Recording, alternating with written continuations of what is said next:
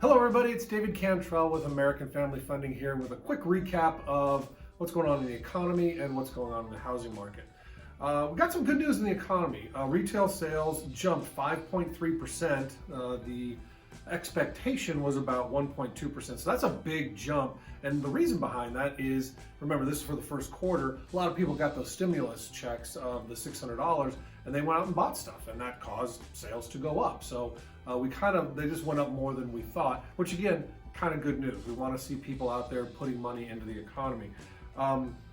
Producer price index also jumped up a little bit, more the most ever since 2009. Well, that means because more people are buying things, it's supply and demand. More people buying, higher demand. Supply still not really there, so that's causing prices to go up a little bit. But the January Fed meeting showed that the Fed is far from really changing their stance on anything. They don't mind rates and inflation going up just a little bit.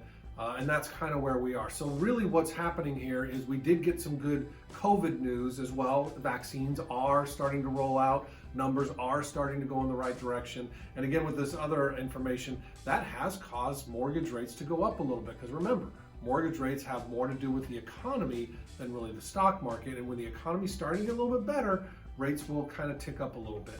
On the housing front, this has affected the housing front a little bit. Housing starts fell just a little bit because of that, but also because there's a really big lumber shortage, right? I mean, we talked about this before. We need more homes to be built. Well, we need the wood to build them, and right now there is a little bit of a shortage on that. And so once that starts to pick up a little bit, we'll be able to level that out as well. And the demand for housing is just huge right now. 40% of potential buyers are saying they're getting outbid by somebody else.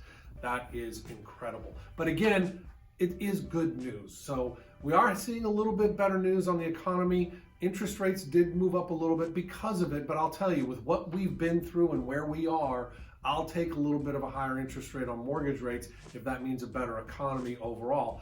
But what I will tell you is I do think rates will kind of come back down a little bit. I think this is going to be one of those quick blips where people think things are happening, but then we're going to remember we got a lot of Americans out of work.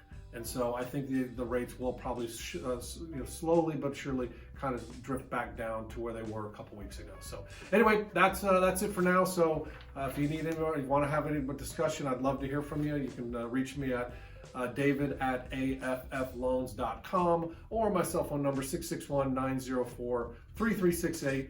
Until next week, stay safe out there.